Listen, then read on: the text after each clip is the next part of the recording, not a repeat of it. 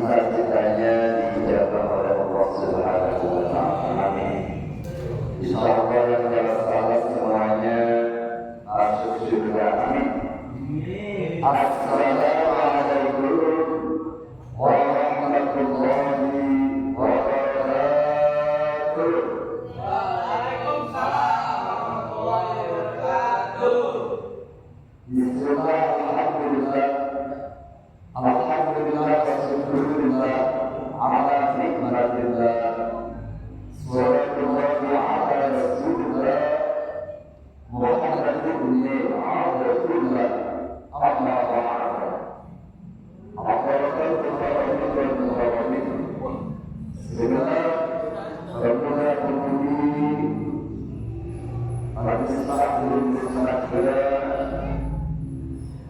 Yang hadir pada malam hari ini, putra dan putrinya semuanya insyaallah dalam rahmat ampunan ridho Allah Subhanahu wa Ta'ala. Amin.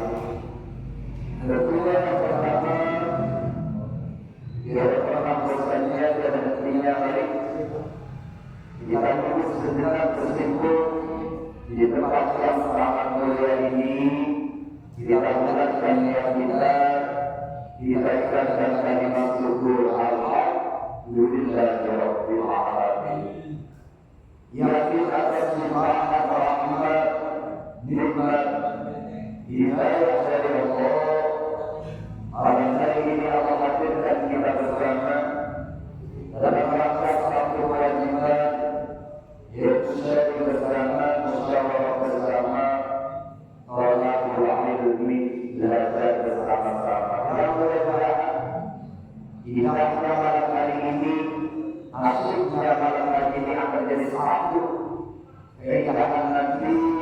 Allah akan kumpulkan kita bersama lagi jadi satu keluarga besar yang Allah menetapkan dalam surganya yang terindah. Amin. Amin ya rabbal alamin.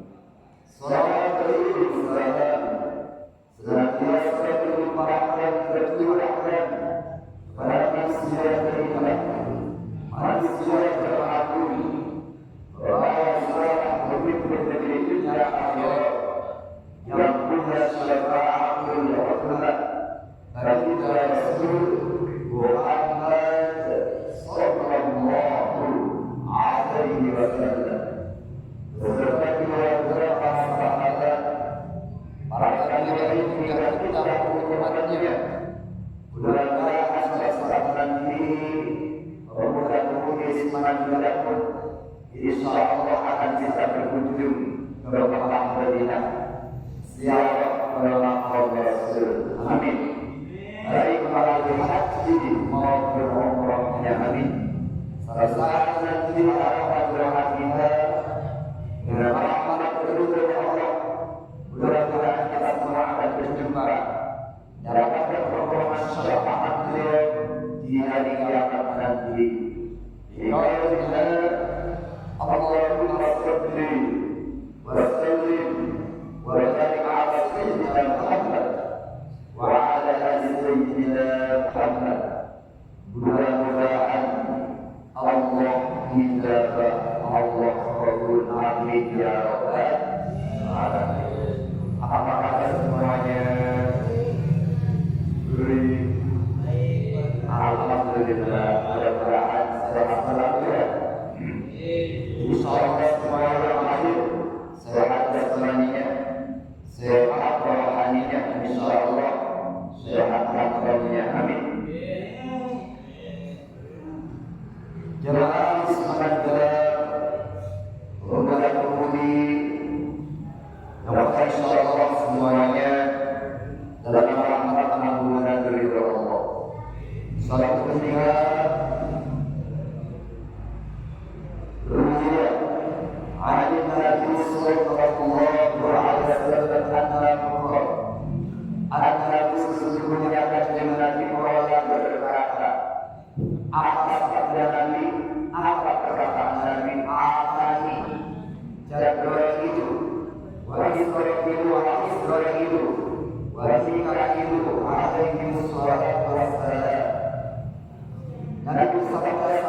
ketiga kata Nabi, datanglah kepadaku secara bersamaan siapa? Malaikat Jibril, yang kedua malaikat Israfil, yang ketiga malaikat Israfil, yang keempat malaikat Mikail. Jadi pada suatu ketika, suatu hari Nabi didatangi empat malaikat ini, yaitu malaikat Jibril, Israfil, Mikail. Apa yang terjadi pada mereka sudah begitu? Berkatalah malaikat Jibril, ya Rasulullah, wa kaifa Rasul Rasulullah alaika asrarul anta akhirul biyadihi wa aqulu Rasulullah. Malaikat Jibril berkata kepada Nabi, ya Rasul, jika ada orang dari manapun membaca surah 10 kali, maka surah ini ada ahli menjadi aku akan memegang tangannya, aku akan menuntunnya untuk melewati jembatan Siratil Mikail. Apa yang terjadi pada mereka sudah begitu? Berkatalah malaikat Jibril, ya Rasulullah, wa kaifa Rasulullah alaika asrarul anta akhirul biyadihi wa aqulu Rasulullah. Malaikat Jibril berkata kepada Nabi, ya Rasul, jika ada orang dari manapun membaca surah 10 kali, maka surah ini ada ahli menjadi aku akan memegang tangannya, aku akan menuntunnya untuk melewati jembatan Siratil nanti menuju surganya Allah. Luar biasa hebatnya surah ini. Kata malaikat Jibril, malaikat Mikail dan Mikail, wa qala Mikail ana asqiyatu min hawlika. Kata malaikat Mikail, ana asqiyatu min hawlika. Wahai Nabi Muhammad, jika ada orang yang membaca surah 10 kali, maka aku akan memberi minuman yang terbesar dari neraka untuk orang yang membaca surah tadi. Subhanallah. Wa qala Israfil, malaikat Israfil mengucapkan, apa kata beliau malaikat Israfil? Ana asjudu lillahi ta'ala, maka hatta yaqulu Allah lahu. Apa kata malaikat Israfil? Wahai Nabi, jika ada orang yang membaca surah 10 kali, kata malaikat Israfil, maka aku akan sujud di hadapan Allah. Aku tidak akan pernah mengangkat kepalaku sehingga orang yang membaca surah kepadaku diampuni oleh Allah Subhanahu wa ta'ala. Wa qala Israfil, malaikat yang kepada Allah, apa kata malaikat Israfil? A'udzu ruhan kama qabaltu al-anbiya. Wahai Nabi Muhammad, jika ada orang membaca surah 10 kali kepadamu, kata malaikat Israfil, aku akan mencabut ruhnya ketika menjelang kematiannya. Karena qabaltu al-anbiya, seperti aku mencabut ruhnya para nabi. Allahu Akbar. Bayangkan betapa hebatnya sholat. Inna Allaha wa malaikatahu yusholluna 'alan nabi ya ayyuhalladzina amanu shollu 'alaihi wa sallimu taslima.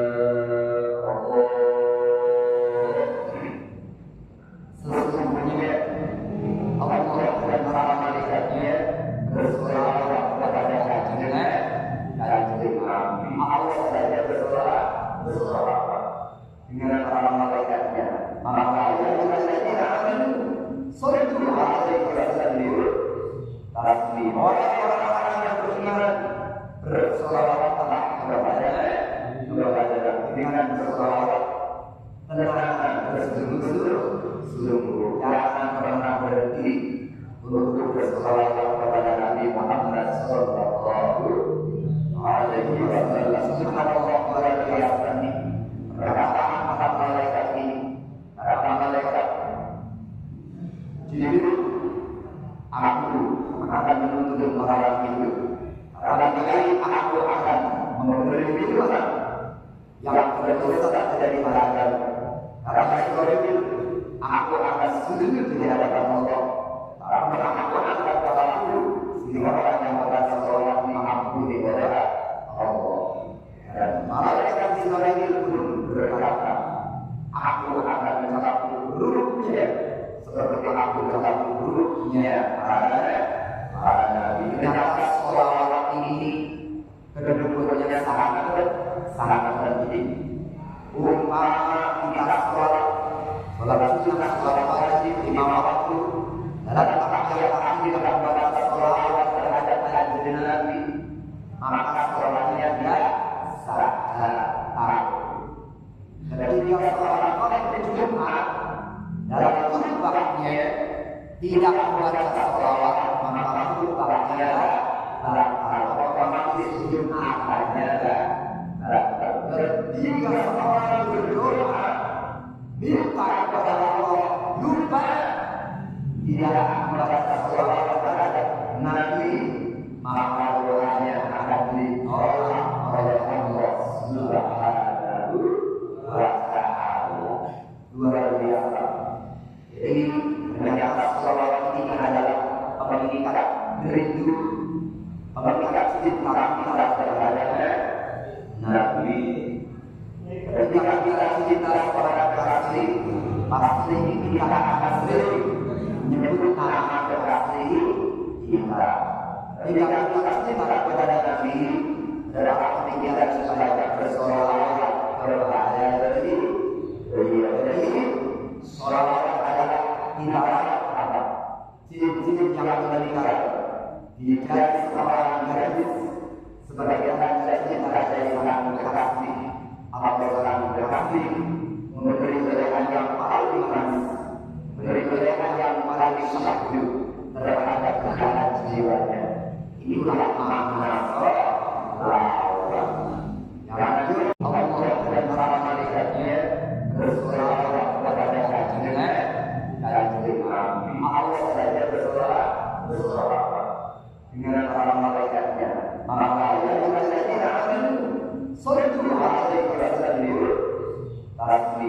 orang-orang yang beriman bersolawatlah kepada dengan bersolawat tenang bersungguh-sungguh, jangan pernah berhenti untuk bersolawat kepada Nabi Muhammad Sallallahu Alaihi Wasallam. Subhanallah, luar biasa ini perkataan para malaikat ini, para malaikat. Jadi aku akan menuntut orang itu. Barangkali aku akan memberi firman yang berdosa dari malaikat. Karena itu aku akan sujud di hadapan Allah. Karena aku akan berlaku sebagai orang yang merasa sholat mengampuni oleh Allah. Dan malaikat Israel pun berkata, aku akan mencapai hurufnya seperti aku mencapai hurufnya para nabi. Ternyata sholawat ini kedudukannya sangat penting. Umpama kita sholat sunnah, sholat wajib, lima waktu, dalam akhir kepada sholawat terhadap kanjeng Nabi, maka sholatnya dia sah. Ketika seorang sholat Jumat dalam khutbahnya tidak membaca sholawat, maka khutbahnya otomatis Jumat hanya ketika seorang berdoa minta kepada Allah lupa tidak membaca sholawat terhadap Nabi, maka doanya akan ditolak oleh Allah Subhanahu wa Ta'ala. Luar biasa. Jadi ternyata sholawat ini adalah pengikat rindu, pengikat cinta kita terhadap Nabi. Ketika kita cinta kepada kekasih, pasti kita akan sering menyebut nama kekasih kita. Ketika kita cinta kepada Nabi, adalah ketika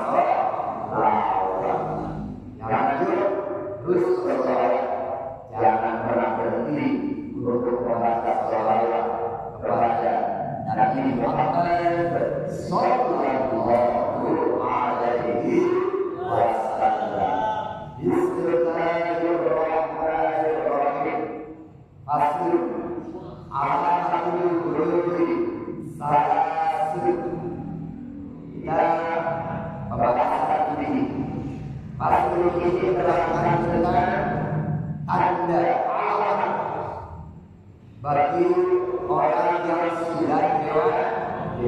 Apakah masih ingat? Masih ingat?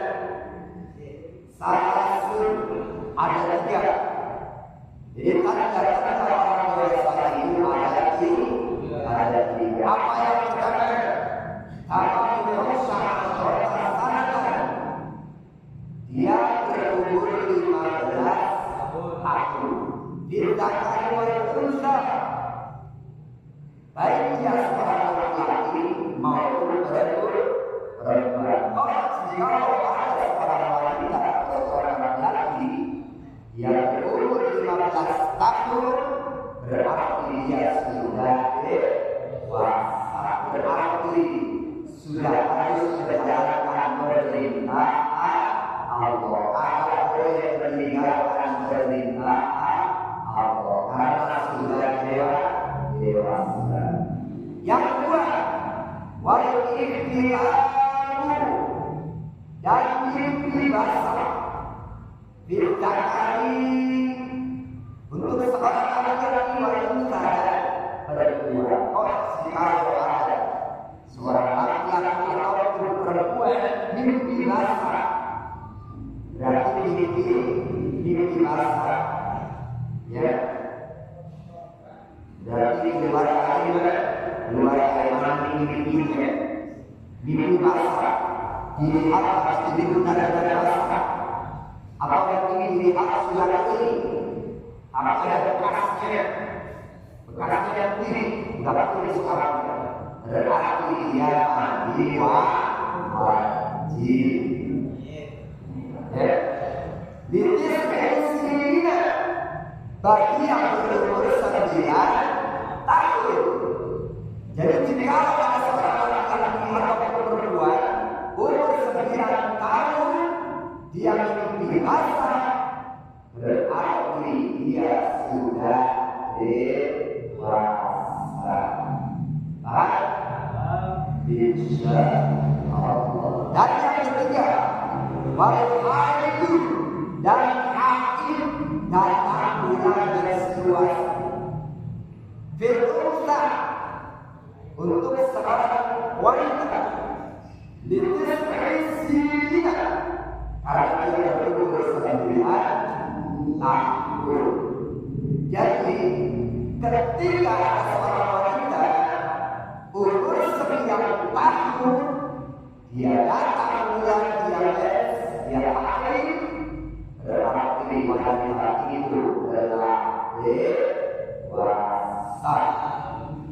Ini dapat kalau dia punya sekolahnya sekarang orang laki yang berumur 15 tahun berarti dia sudah dewasa, berarti sudah harus menjalankan perintah Allah. Kalau boleh meninggalkan perintah Allah karena sudah dewasa. Yang kedua, wal ikhtilafu dan mimpi basah bidakari untuk seorang laki-laki wanita perempuan. Kalau ada seorang laki-laki atau perempuan mimpi basah, berarti mimpi basah, ya. Berarti luar kaiman mimpinya, mimpi basah dilihat pasti digunakan basah, atau yang ini dilihat sudah ini, apa ada bekasnya yang ini, tidak tulis apa, berarti dia mandi wajib. Ya, ditisbihina bagi yang berumur 9 tahun. Jadi jika ada seorang laki-laki atau perempuan umur 9 tahun dia mimpi basah, berarti dia sudah dewasa. Insya Allah. Dan yang ketiga, wal haidu dan haid datang bulan menstruasi. Firunsa untuk seorang wanita litis'isina karena dia berumur 9 tahun. Jadi ketika seorang wanita umur 9 tahun dia datang bulan diabetes, dia haid, berarti wanita itu telah dewasa. Ini berapa kalau dia umur berapa? Sekolahnya berapa? Umur 9 tahun, kelas 1 7, kelas 2 8, kelas 3 9. Berarti kelas 3 sudah datang bulan. Iya, bisa. Subhanallah. Jika ada seorang wanita umur 9 tahun, dia datang bulan, berarti dia sudah dewasa. Paham? Ini tanda-tanda orang dewasa yaitu ada tiga. Yang pertama, dia berumur 15 tahun.